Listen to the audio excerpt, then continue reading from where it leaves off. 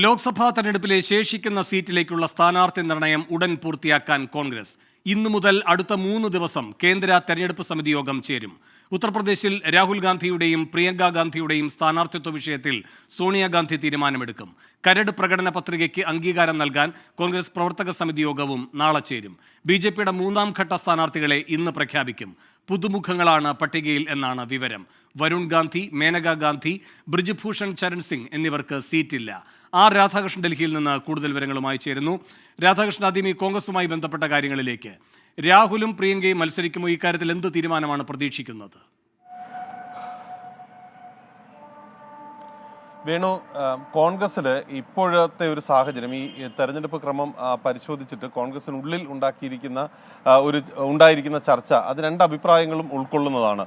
രാഹുൽ ഗാന്ധിയും രാഹുൽ ഗാന്ധിയുടെ ടീമിനോട് അടുത്ത് നിൽക്കുന്നവരും അമേഠിയിലെ തെരഞ്ഞെടുപ്പിന് മുൻപ് ഈ വയനാട്ടിലെ തെരഞ്ഞെടുപ്പ് അത് നടക്കുന്നത് ഉചിതമായിട്ടുള്ളൊരു സാഹചര്യം അമേഠിയിൽ ഉണ്ടാക്കത്തില്ല എന്ന നിരീക്ഷണം പങ്കുവയ്ക്കുന്നവരാണ്. കാരണം വയനാട്ടിലെ പ്രചരണ ചിത്രങ്ങൾ അടക്കം ഉപയോഗിച്ചുകൊണ്ട് കഴിഞ്ഞ തവണ അമേഠിയിൽ നടത്തിയ BJP ഉപയോഗിച്ചത് അത് വലിയ രീതിയിലുള്ള ഒരു തിരിച്ചടി അമേഠിയിൽ ഉണ്ടാക്കി എന്ന വിലയിരുത്തലിന്റെ അടിസ്ഥാനത്തിലാണ് അവർ ഇപ്പോൾ അങ്ങനെ കരുതുന്നത്. അതുകൊണ്ട് വയനാട്ടിലതിന് ശേഷം അമേഠിയിൽ തെരഞ്ഞെടുപ്പ് വരുന്നത് കൊണ്ട് അവിടെ ഏതായാലും അങ്ങനെ ഒരു മത്സരത്തിലേക്ക് പോകണ്ട, അഥവാ അമേഠിയിൽ മത്സരിക്കേണ്ട എന്നതാണ് രാഹുൽ ഗാന്ധിയുടെ താല്പര്യം. പക്ഷേ അദ്ദേഹം ഇപ്പോഴും പറയുന്നു ഉത്തർപ്രദേശിന്റെ സംസ്ഥാന ഘടകം എന്ത് പറയുന്നു, അഥവാ പാർട്ടി എന്ത് തീരുമാനിക്കുന്നു താൻ അതിനോടൊപ്പം നിൽക്കാം എന്നുള്ളത്. രണ്ടാമത് റായ്ബറേലിയിലെ വിഷയമാണ്. റായ്ബറേലിയിൽ കഴിഞ്ഞ തവണയും എല്ലായിടത്തും കോൺഗ്രസിന് ഉത്തർപ്രദേശിൽ പരാജയത്തിന്റെ രുചി അറിയേണ്ടി വന്നപ്പോഴും റായ്ബറേലി അവിടെ കോൺഗ്രസിന്റെ ഒപ്പം, അത് നെഹ്റു കുടുംബത്തിന്റെ ഒരു വലിയ സ്വാധീന മേഖല എന്നത് വീണ്ടും തെളിയിച്ചുകൊണ്ട്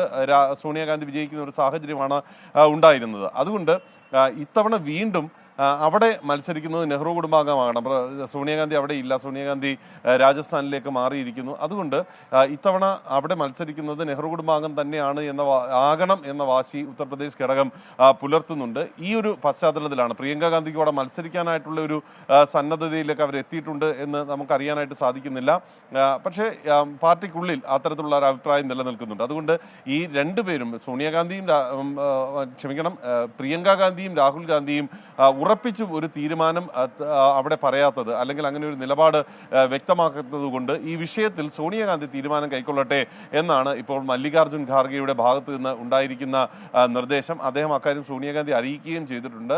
സോണിയാഗാന്ധി ഈ വിഷയത്തിൽ ഒരു തീരുമാനം കൈക്കൊള്ളുകയും അത് ഉത്തർപ്രദേശ് സംസ്ഥാന ഘടകത്തിന്റെ കൂടി അഭിപ്രായം കൂടി പരിഗണിച്ചുകൊണ്ട് കൈക്കൊള്ളുകയും അത് അറിയിക്കുകയും ചെയ്യണം എന്നുള്ളതാണ്.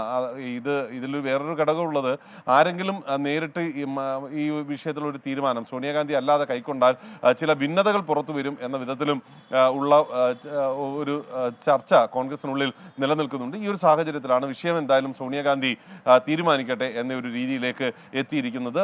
കോൺഗ്രസ് ഇന്ന് നാളെ ആയിട്ട് സ്ഥാനാർത്ഥി നിർണയം പൂർത്തിയാക്കാനായിട്ടാണ് ഇപ്പോൾ ശ്രമിക്കുന്നത്. അഥവാ വേണ്ടി വന്നാൽ മറ്റന്നാൾ കൂടി തുടരുന്ന വിധത്തിലേക്ക് ഈ സ്ഥാനാർത്ഥി നിർണയ സമിതി യോഗം ക്രമീകരിച്ചിട്ടുണ്ട്. ഒപ്പം ഈ അവരുടെ പ്രകടന പത്രികയുമായി ബന്ധപ്പെട്ടുള്ള ചർച്ചകളും നാളെ ഉണ്ടാകും. വേണം. ശരി, വേഗം രാധാകൃഷ്ണൻ, BJPയുടെ സ്ഥാനാർത്ഥി പട്ടികയിലെ 3ാം ഘട്ടം ഇന്ന് പ്രതീക്ഷിക്കാമോ? ആരുടെയൊക്കെ സാധ്യതകൾ പറഞ്ഞു കേൾക്കുന്നു? ആരൊക്കെ ഒഴിവാക്കപ്പെടാം?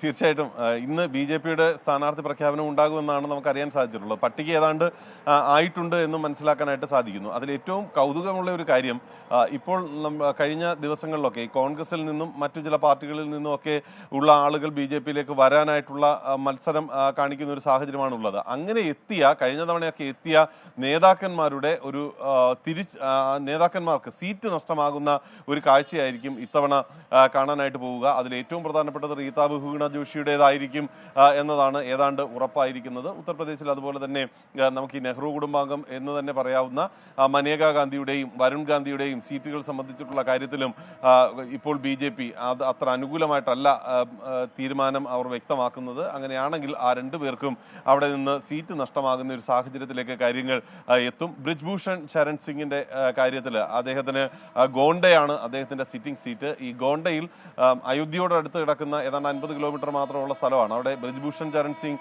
മത്സരിച്ചു കഴിഞ്ഞാൽ അതുമായി ബന്ധപ്പെട്ടിട്ടുണ്ടാകുന്ന വിവാദങ്ങൾ അത് ഗുണകരമാകില്ല എന്ന് അദ്ദേഹത്തെ തന്നെ BJP ബോധ്യപ്പെടുത്തിയെന്നാണ് അറിയുന്നത്.